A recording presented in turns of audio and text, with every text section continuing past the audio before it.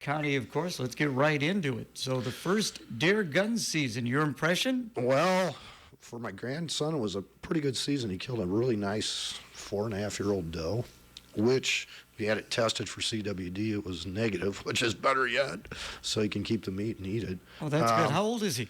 He's 17. Okay. The other one, the older brother's in college now, and he had hunted with me the last few years, been successful. And I told him they owe me about $3,000 in guiding fees now. so I made him put a light up this weekend in the basement for me. He's a really handy kid. But yeah, it was pretty good. 54,000 is a little bit more than. Excuse my voice. I feel fine, but my voice is gone. It's a little bit more, about 1,300 more than last year. The weather was good. We've just had an issue up where we hunt. We're just not seeing them. But it's not because of the herd. They're there. But there's some other factors, like people are not hunting around us as much as they did, so they don't keep the deer moving. This past weekend was the second season. I didn't see anything. I haven't pulled a trigger yet during deer season. But I wanted to make sure he had a shot first, of course. But the weather was fantastic. It was probably some of the best weather we've ever had for a second season. All right. Typically, the second season in Illinois is rainy, sleety, cold. You might get snow. You never know. But weather-wise, it was excellent. But we didn't hear as many shots as we normally do either. So I don't think there was many people out hunting.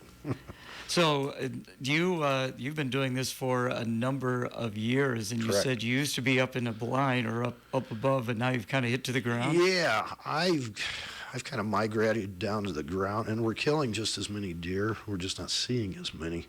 And I still will climb up into a tree occasionally, but I'm 66 years old, or going to be, and every year it gets just a little bit tougher to climb up those tree steps. I'm more concerned about coming down. Well, that's the other thing, too. I'm not quite as agile as Yes. I used to be either.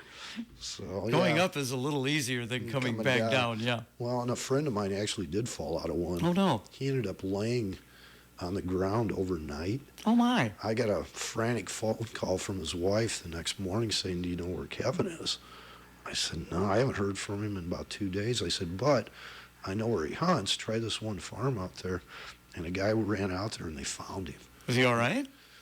About 4 surgeries later, he is. Oh, my goodness. Shattered his legs, did a little bit of internal damage, but now he's back hunting, and he's doing fine. But, the thing that happened to him, he did everything the right way. Had everything chained up.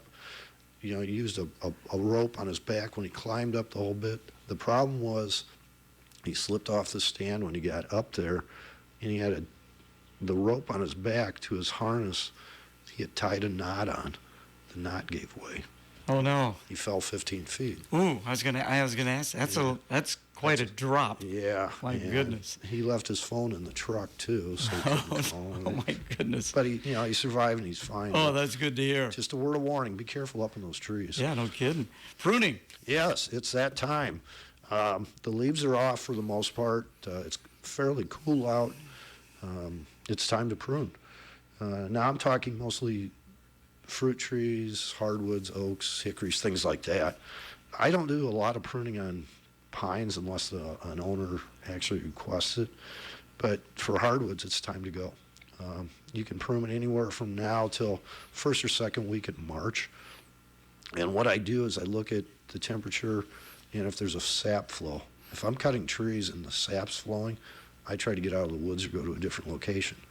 Even when it's cold out, if you get a sunny hillside, say a south-facing hillside, and especially on walnut trees, they will have sap flow even in cold weather, so you got to be a little careful. What is the rule of thumb of how much you do prune? No more than about a third in any 1 year. Okay. That's a safe thing. Branches 2 inches and under, too. The problem with a bigger branch when you take it off, a lot of times the tree has, like a lack of better term, cells on it that close the wound up. And if you get over 2 inches in diameter, more than likely that wound won't heal. Some people put paint or a treatment on the cut. When it's cold like this, I don't. The only time I would use any kind of paint or treatment would be spring, summer, early fall, if you have an emergency where a branch cracks off and you're trying to even it up, then you might want to paint it to keep the bugs and diseases out of it. But now I wouldn't worry about it. What are the advantages to pruning? I mean, why do you need to do that, Dave? Well, from my point of view, you get a better, stronger tree, plus you get more nut production. You can stimulate the tree to actually put on acorns by doing it. And, I'm looking at it from a wildlife standpoint. If you have walnuts and veneer quality timber, what you're trying to do is get at least 12 feet of straight tree, for a lumber cut.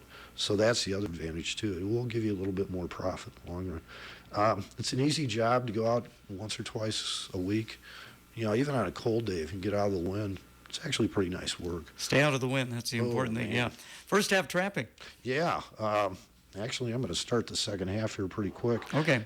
We've had a problem the last few days, with the deer season, of course. I don't want to be out there.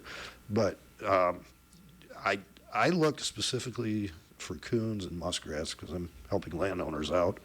And this time of year when you're using dog-proof traps, which are basically little pipes that you pound into the ground, and they have a restraint device on them, they freeze up.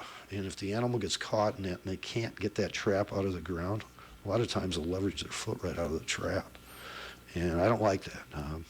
So if it's cold like that and I can't get the trap into the ground, I'll either take a wire tie, a plastic wire tie, and put it on a tree and still anchor it in the ground, of course, but I won't pound it into the ground because I don't want that thing to freeze down like that. I want to give that animal. A lot of people are against trapping because they think it's cruel, but it isn't really. All you're doing is restraining the animal. This past year, I've probably had half the animals that were in the trap curled up in a ball sleeping when I walked up to them. So if it's that horrible for them, you wouldn't think that would be happening. So you were bothering them. Go away, I'm taking a nap, Dave. Come on. Yeah, Can't you see me napping here? But so I'm going to start Friday again. It looks like the weather's going to moderate. And the breeding season for the raccoon's going to start pretty soon, too. And this is a great time to start picking them off.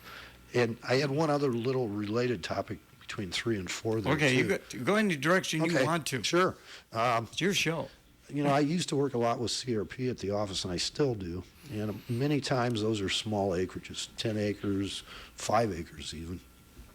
Those are prime targets for raccoons, skunks, and possums. And what they'll do is they'll establish a route in those areas where they'll come through every couple nights and they'll raid the nests, eat the eggs, or maybe even eat the hens. So if you can eliminate that population down, not completely, but if you can knock the numbers down, it certainly hurts or helps, bluebirds, black-capped chickadees, wild turkeys, of course, pheasants and quail. But, some of the biggest predators, coyote gets blamed for a lot of predation. But if you think about it, the number of eggs and nests that are destroyed by these smaller predators, far outstrips what the coyotes are doing. So that's where I am at. I try to get those ground nest raiders out of there. And I encourage landowners to do that. It's a very simple thing to set a dog-proof trap. Make sure you got your proper license and all that. And there's a lot of websites you can go on and watch videos, too, how to do it. It's very simple, though. And it's a great way to improve, the bird populations, bluebirds, chickadees, the whole bit. Always interesting listening to you. Yeah, if you can hear me this morning. Oh, no, that's where do you want to go next? Let's go down to, let's do the food plot stuff. Okay. I think if you've listened to me in the past, you've probably heard me rant and rave about going into December, first part of January, especially if it's snowy, and knocking down part of your food plots. Deer, turkey, squirrels are pretty adaptable at getting, to the seed heads, ears of corn, whatever. But once again, some of the smaller birds and animals that feed off of that grain too can't get to it necessarily when it's real high up. So if you knock it down, it makes it that much easier for those small birds and animals to get to it, and they use less energy getting to the food too. So it's just a good idea. I usually say a third of the food plot should either be run down by a four-wheeler or tractor or something. Leave the other 2/3 stand, but knock down a third of it. Collecting hunting and fishing objects. Yeah, that's something I haven't really talked about much, but No. there's a whole world of things out there. If you got a lot of cash, You can collect some rare guns, decoys, duck decoys. That's a multi-million-dollar hobby if you really want to get into it. The Illinois River Valley and the Mississippi Valley were kind of the heart of the decoy industry back in the 20s. And I remember as a kid, and I didn't know any better, but you'd go into somebody's shed and they'd have stacks of either cork or wooden carved decoys. And you'd ask them what they could do. Oh, we use that for firewood. And now those things sell for thousands and thousands of dollars. Oh, my goodness. The other thing is duck calls. People have been making duck calls for centuries.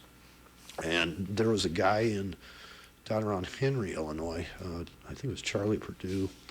He did a lot of decoy, but I believe he also did calls. But, the whole hobby of collecting duck calls has skyrocketed, too. I would imagine, are there shows people go to? Yeah. Yeah, there used to be one. I think it was up in Kane County by Aurora. It was the Fox Valley Decoy Show, and they had a little bit of everything. They'd have old paper shotgun shells. Some people collect the boxes from the shotgun shells. But yeah, there's all kinds of things you can collect. Pocket knives, the whole deal. And whatever hunting that you're interested in, there's a collecting community that goes along with it too. I think I used to have either a Davy Crockett or a Daniel Boone pocket knife when I was a kid. I had no idea what I'd do with that. Well, and I still collect pocket knives. I'm not, I don't spend thousands of dollars, but I like the Case brand. Case has been around for ages out of Pennsylvania, and they still make a really quality pocket knife, but they got some old ones that every once in a while you can get lucky, say at a pawn shop or a flea market, and find those. So, but yeah, there's all kinds of different things you can collect in the sporting, Interesting. sporting world. So where are we going next? Let's see. Let's talk a little bit about the spring turkey stuff. Okay. We've got about 2 or 3 minutes here. Spring turkey permits in Illinois. The first lottery is closed. The second one starts the 12th, which is, what's today? Thursday. Yeah, Thursday. Be my wedding anniversary. Oh, well, happy anniversary to you, thank you. Gary, and your wife. And that one runs from the 12th through January 3rd. And then the final one, or the third one, is January 24th through February 10th. Okay. Now, remember, in Illinois, you can only get 3 permits. And IDNR's got a really good system where if you go in and look before you apply, you can tell which seasons and which counties still have permits available. There's 5 different seasons in Illinois during the spring turkey season. So make sure you get the right county and the right season. But yeah, all you have to do is get yourself a very simple account on IDNR's website, and then just go from there. It's very couple easy. more minutes and a couple more topics. Yeah, sustainable farming. For our farmer friends, I wanted to talk just a little bit about that. Sustainable farming, in my view, is basically keeping something green out on that field as long as you can. Typically, that would include the crop itself plus cover crops. And, and I've talked about cover crops before. They really give you the advantage in they keep the biology of the soil up and going. Especially some of the rye, they'll collect nitrogen and make it available for that corn crop that otherwise might not be available or might end up in the Mississippi River. So that's a good thing too.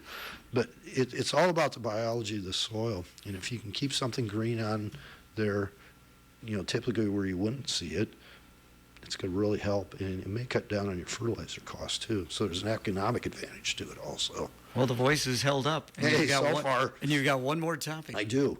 Yeah, this may be the most important one today. IDNR in Illinois has modified their CWD, or chronic wasting disease strategy.